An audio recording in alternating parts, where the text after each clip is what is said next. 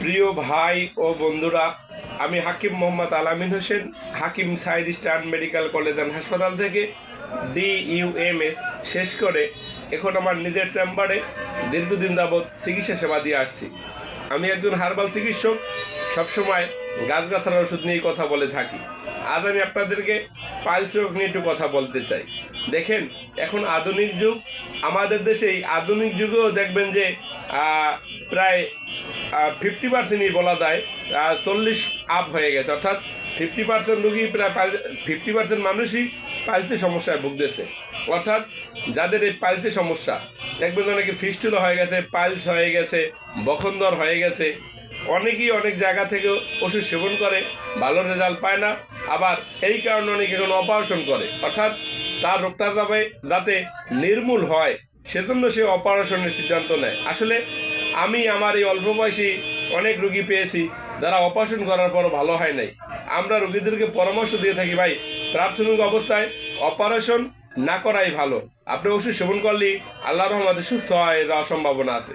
আর piles রোগটি কেন হয়? দেখেন, আমাদের দেশের এখন আধুনিক যুগ, মেয়েদের যখন পেটে বাচ্চা আসে তখনই দেখবেন যে এরা এলোপ্যাথি গাইনি বিশেষজ্ঞ ডাক্তার দেখায়।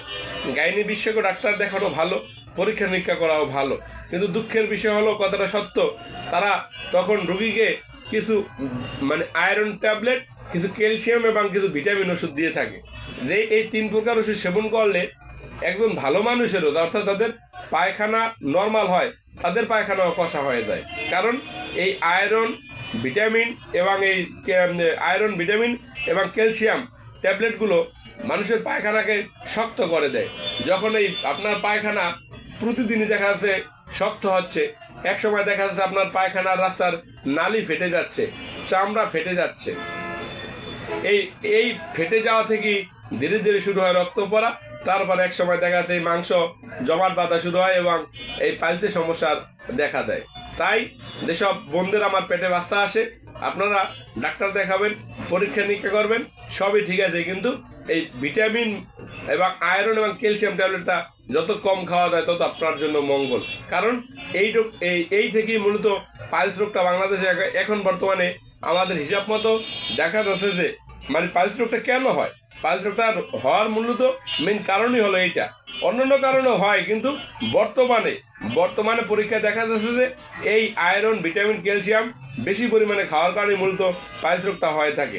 আপনাদের যাদের পেটে বাচ্চা আসে, দেখেন, আপনি তো মন চাইলে যেমন আয়রনের জন্য আপনি কচু পাতার উপরে, আমার জানা মতে বা বিজ্ঞান বলে যে এসে আয়রন আর কোথায় নেই।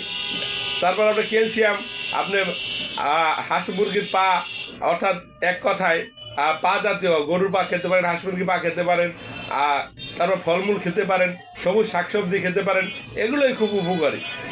তো যাই হোক, যাদের পাইলসের সমস্যা হয়ে গেছে, এখন পাইলসের জন্য ভালো চিকিৎসা পাচ্ছেন না, আপনি আমার প্রতিষ্ঠানে আসুন। আল্লাহর রহমতে আপনার অপারেশন দরকার নেই।